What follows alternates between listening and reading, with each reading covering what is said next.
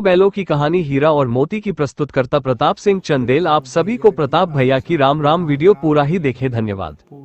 जो न केवल मेहनती और वफादार थे, बल्कि उनमें आत्मसम्मान और स्वतंत्रता की भावना भी थी। कथा हमें यह सिखाती है कि केवल मनुष्य ही नहीं, बल्कि पशु भी प्रेम, सम्मान और स्वतंत्रता की इच्छा रखते हैं। यह कहानी सामाजिक अन्याय, मेहनतकश लोगों की स्थिति और स्वाभिमान की भावना को भी दर्शाती है। भाग 1, गांव का सुखी जीवन। गांव के एक किसान झूरी के पास दो सुंदर बैल थे, हीरा और मोती। हीरा रंग में हल्का भूरा था, जबकि मोती काले रंग का था। दोनों बैल बहुत बलशाली, समझदार और मेहनती थे। वे न केवल खेतों में काम करने में निपुण थे, बल्कि वे अपने मालिक झूरी से भी बहुत प्रेम करते थे। झूरी भी उन दोनों को अपने बच्चों की तरह प्यार करता था। वह हमेशा उनके खाने पीने का ध्यान रखता और समय समय पर उन्हें नहलाता और उनकी मालिश करता। जब भी गांव में कोई उत्सव होता तो झूरी उन्हें अच्छी तरह सजाकर ले जाता।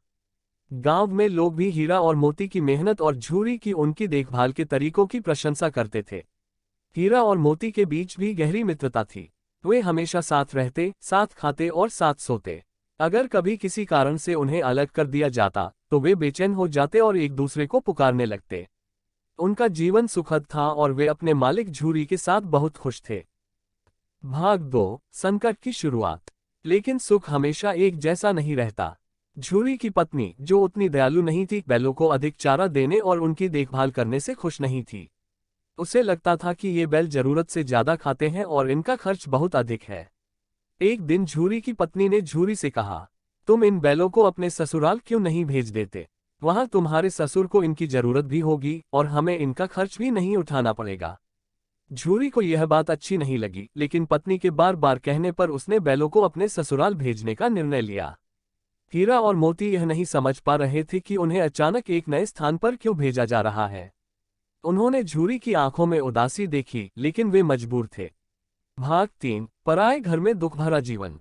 झूरी के ससुराल में हीरा और मोती का बुरा हाल हो गया। वहां का वातावरण उनके लिए बहुत कठोर था। झूरी के ससुर को बैलों से अधिक प्यार नहीं था। उनके लिए बैल सिर्फ काम करने के साधन थे। वहां के नौकर भी निर्दयी थे। वे हीरा और मोती को समय पर चारा पानी नहीं देते और उन पर बेवजह हंटर चलाते। उन्हें गर्मी में भी छांव में नहीं रखा जाता और अधिक काम करवाया जाता। हीरा और मोती को यह सब बहुत खराब लग रहा था, लेकिन वे मजबूरी में सब कुछ सहन कर रहे थे। एक दिन हीरा से रहा नहीं गया। उसने मोती से कहा, हम यहाँ और अधिक नहीं रह सकते। हमें इस बंधन से मुक्त होना होगा। मोती भी सहमत था। उसने जवाब दिया, हाँ भाई, अब समय आ गया है कि हम खुद अपने भाग्य का फैसला करें। भाग 4, आजादी की तलाश में। रात के समय, जब सभी लोग सो गए, हीरा और मोती ने अपनी रस्सी को काटा और धीरे धीरे बाहर निकल आए। चुपचाप खेतों को पार करते हुए वे गांव से बाहर निकल गए। रास्ते में कई कठिनाइयां थीं। एक जगह दलदल आ गया, जहां से निकलने में उन्हें बहुत मेहनत करनी पड़ी। कुछ जगहों पर गांव के लड़कों ने उन्हें पत्थर मारे, लेकिन वे हिम्मत नहीं हारे और चलते रहे। सुबह होते होते वे जंगल में पहुंच गए। वहां पहली बार उन्हें असली आजादी का अनुभव हुआ। न कोई मालिक था, न कोई हंटर चलाने वाला। वे जहां चाहते वहां घूमते। जंगल में हरी हरी घास थी, मीठे पानी की नदियां थीं और कोई भी उन पर अत्याचार करने वाला नहीं था। लेकिन जल्द ही उन्हें महसूस हुआ कि यह आजादी भी अधूरी थी। यहाँ भोजन की कोई निश्चितता नहीं थी और कई बार जंगली जानवरों का भी खतरा बना रहता था। भाग 5, नए संकट और नई सीख। एक दिन कुछ गौरैये जंगल में आए। उन्होंने हीरा और मोती को देखा और सोचा कि ये आवारा बैल हैं। वे उन्हें पकड़कर अपने गांव ले गए और वहां खेती में काम करवाने लगे। गौरैये बहुत निर्दयी थे। वे हीरा और मोती को भूखा रखते और उनके ऊपर अधिक भार डालते। उनके लिए यह जीवन झूरी के ससुराल से भी खराब था। अब हीरा और मोती को झूरी की याद आने लगी। वे समझ गए कि स्वतंत्रता का अर्थ केवल बंधन तोड़ना नहीं होता, बल्कि सच्चा सुख वहां होता है जहां प्रेम और सम्मान भी मिले। भाग 6, घर वापसी का संकल्प। एक रात हीरा और मोती ने फिर से भागने का निश्चय किया। इस बार वे अधिक सतर्क थे।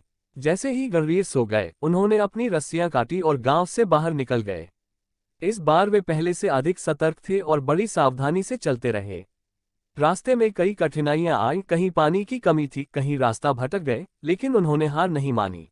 भाग 7, अपने घर की ओर। अंततः कई दिनों की यात्रा के बाद वे अपने गांव पहुंचे।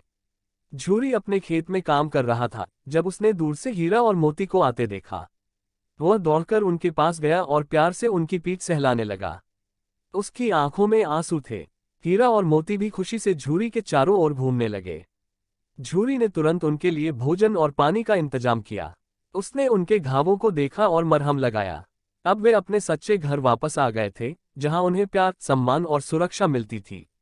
झूरी को जब पता चला कि उसके ससुराल में बैलों के साथ कैसा व्यवहार हुआ, तो उसने कसम खाई कि वह अब कभी भी उन्हें वहां नहीं भेजेगा। चिन्ह। निष्कर्ष। हीरा और मोती की यह कहानी केवल दो बैलों की कहानी नहीं है, बल्कि यह आत्मसम्मान, स्वतंत्रता और सच्चे प्रेम की भावना को भी दर्शाती है। इस कहानी से हमें यह सीख मिलती है कि स्वतंत्रता का सही